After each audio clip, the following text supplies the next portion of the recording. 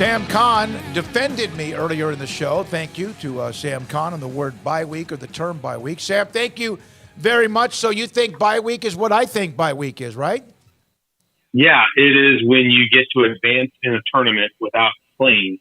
And this is a hill that I'm willing to die on. I was always taught in journalism school at AP style, you either call it an open date or idle. That's when you're off. That's when you're not playing on a regular season week. And I also have used off week, which is just pretty self-explanatory. Yep. I have done everything I can not to use bye week in print when it's not a team advancing in a tournament. Yeah, you know who I blame? Yeah. The NFL. No, you blame the NFL. Like the NFL just regularly throws out the bye week. Like, I forgot about the idle. Jets bye week is week 10. There used to be like Notre Dame, idle, and that I haven't heard that used, Sam, in a long, long time. So thank you for clarifying it from your point of view.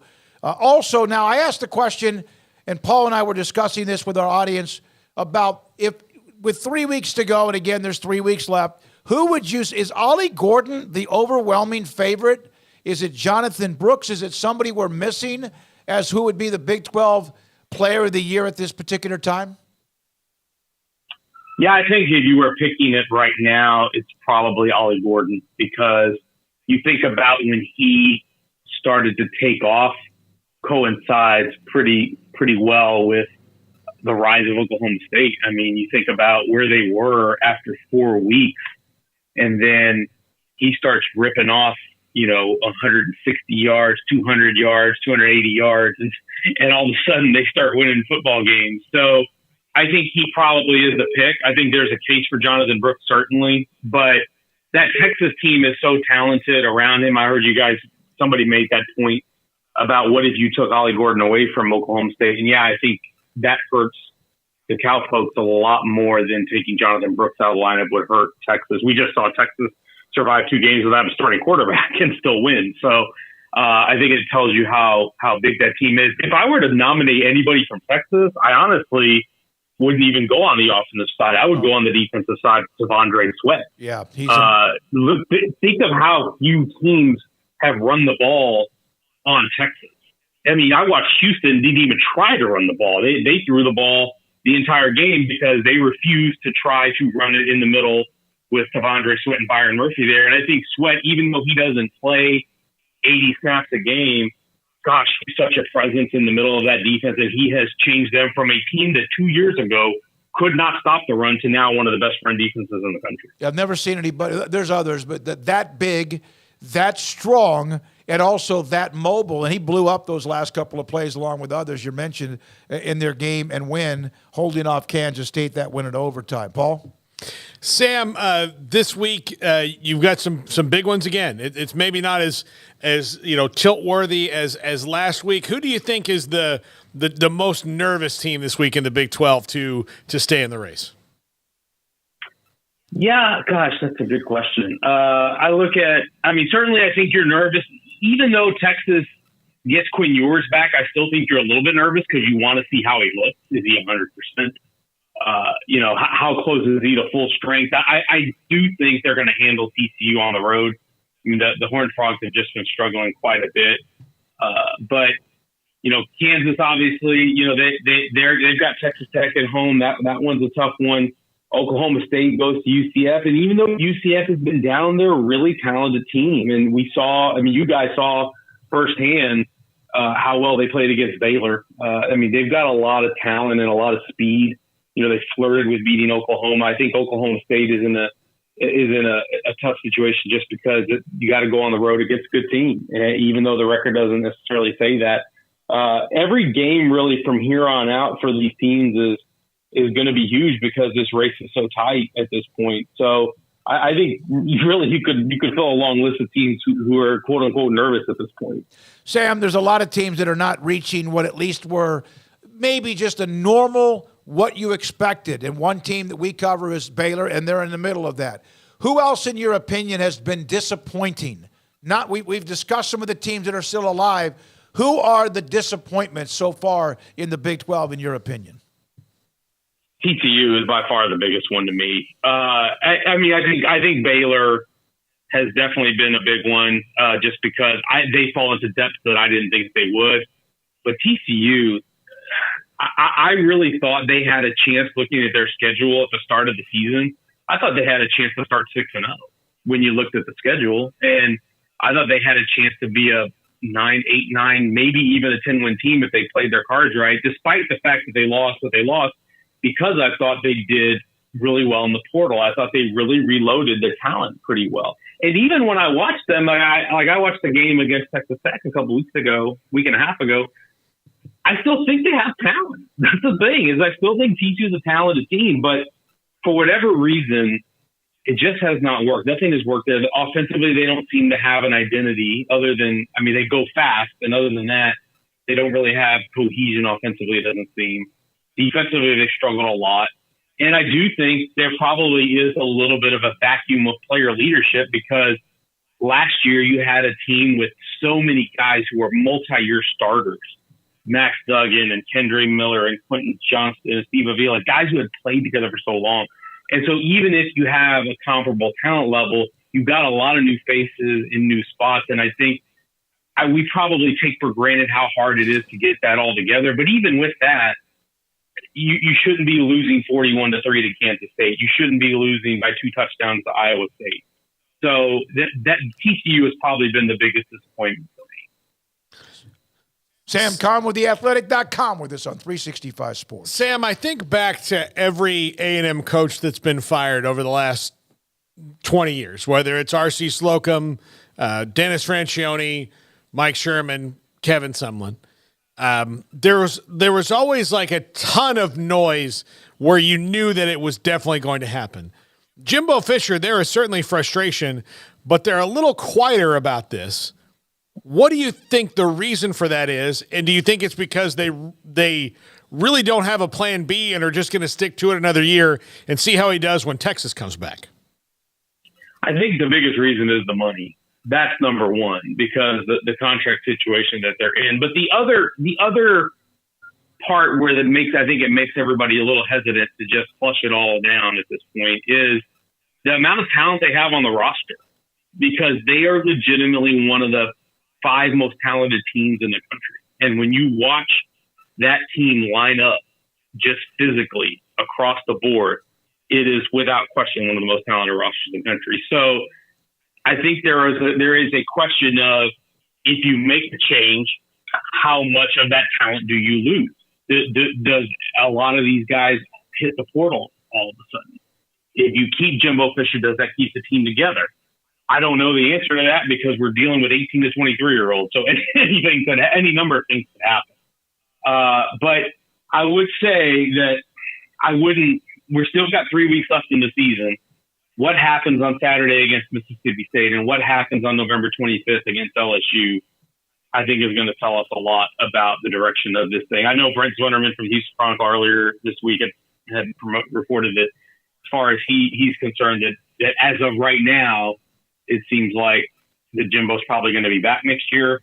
But I did take notice that he said as of early November, which is, things can be very fluid. And if they look bad against Mississippi State this weekend, a team that they by all accounts should beat at home, you wonder how that impacts things. Sam, are you, as we are, and we spent some time on it, obviously, with what's going on in the Big Ten, with all the stuff with Michigan, are you tired of that story? Are you worn out by that story? I hate that it's overshadowing the season, but give us your thoughts, please.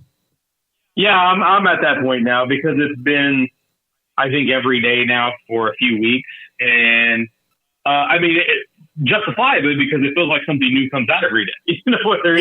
Whether, for a while it was new evidence, and now it's new developments with conversations between Michigan and the Big Ten and the back and forth of all that. And the hard part is I don't think there's really an easy answer.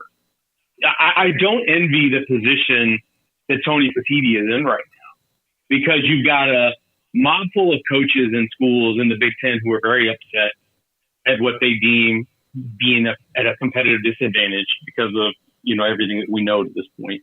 And then you have the side of Michigan that wants the NCAA investigation to play out, which I think is fair. I think it's fair to say, hey, we should have an investigation play out fully before we deliver punishment.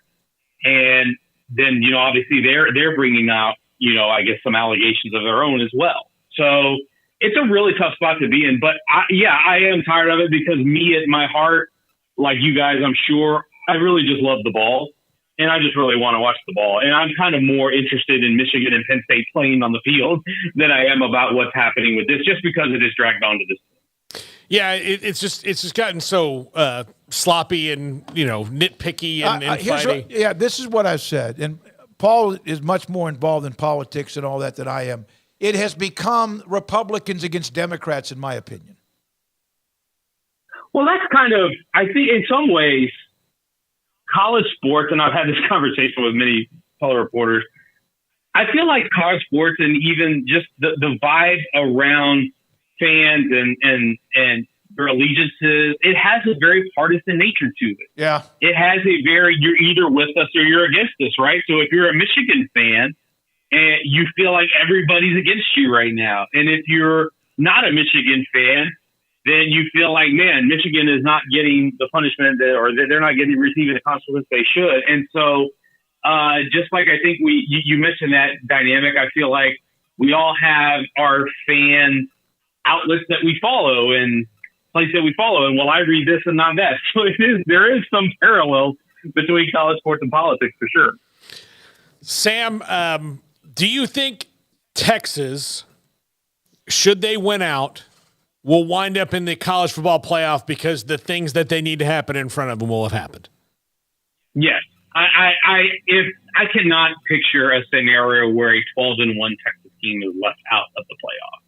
I would be stunned if that happened. I know that 10 years ago we had this very conversation with Baylor and TCU, and they both got left out at 11-1. But Texas has two advantages that those two schools did not. Is one, they'll have the conference championship game, so there will be no dispute as to who the conference champion is. Two, they have a win over Alabama. Well, and I'll add a third advantage is they're Texas. And I know you guys have probably heard it, and I would imagine a lot of people listening probably believe that if Baylor or TCU were Texas or Oklahoma, one of those teams would have gotten into the playoff in 2014. Absolutely. And both of them would not have gotten shut out.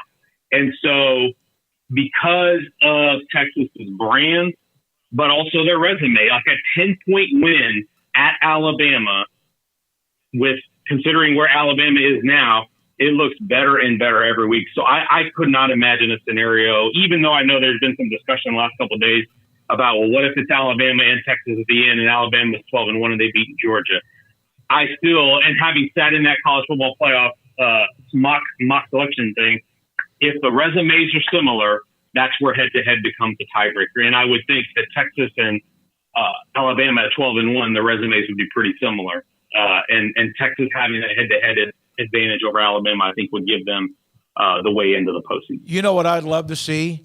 Two alpha brands, even though Alabama in the last 10, 15 years has been like the alpha brand, and Georgia's now taking on that right now, but two alpha brands, two mega blue bloods being angry at each other, but you have head-to-head. But, I mean, I want to see a blue blood left. Sam, I want to see a blue blood left out for once, and they're like, wait a minute, but we are, and now realize what a lot of other teams deal with when things like that occur. And that's what would have taken 5 or 8 years ago to get an expanded playoff sooner. Of course, now we'll have the expanded playoff next year, but it won't come in time if we do end up having the situation. All I'm picturing is Steve Sarkisian and Nick Saban on SportsCenter on Saturday night before the selection show lobbying for their team to be picked as the final team in the college football playoff. Yep, they would be. They'd be campaigning. Okay, have you watched any of The Equalizer, Denzel Washington, John Wick, and or Jason Bourne? Have you watched any of those type movies? The Bourne trilogy I have. Okay. Have you watched anything at all John Wick? No. Okay. You're trying to get. Here's the deal. We have a debate over who would win in a fight, and if you watch any of the John Wick movies, it's John Wick. I mean, it's just John Wick. He wants you to pick like Denzel, And but look, I love Denzel, but look, I'm telling you, you watch one John Wick movie, you're like, he's going to win. Yeah, no, I was curious. Two of my best buddies are huge fans of the John Wick series, and so just based on what they tell me, I would assume he would probably win. But yeah, I haven't watched any of the movies, so I would have no firsthand knowledge of that. You supported him on the bye week. He's trying to find out if he has a real I'm trying friend. to see how close you are. Like, you are not. I am not sending you a Christmas card. Yeah. Oh my God, Sam. Hey, it's going to be an idle mailbox for me on Christmas. Yeah. Well, it'll be just like mine. I don't get Christmas cards. So thank you. Let's go enjoy games, right? Including tonight, Virginia playing Louisville, among others. That's what I want. That's what I want to get back to. But man, this day and age of social media, and we're guilty sometimes of it. It's just hard to sometimes just be able to enjoy the games. And Penn State could probably do a lot of people some favors, but even losing that game doesn't mean Michigan's out because they still have Ohio State. No, I would say this for that game. And I know everybody down here got to see it in the playoff game last year, and even though TCU beat them, but J.J. McCarthy is really good, and he's a lot of fun to watch. And it's going to be fun to see Michigan actually get tested. They haven't been tested by this schedule yet, and this will be the first real one that they have. Because Penn State's defense is pretty good.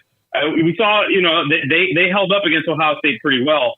But J.J. McCarthy, I think, is a game breaker. We talked to Dane Brugler, our NFL draft expert at The Athletic. He was on the podcast with me and Max Olson a few weeks ago. And he said, in his opinion, JJ is the third best QB in this upcoming draft behind Caleb Williams and Drake May. And then maybe some NFL personnel people may even, after evaluating him, may even say they might put him at number 2. But he's a lot of fun to watch. And so I'll be certainly interested to see how that game plays out this season. Sam, appreciate you jumping on with us. As always, love having you on the show. Sam Kahn, theathletic.com, with us on 365 Sports. We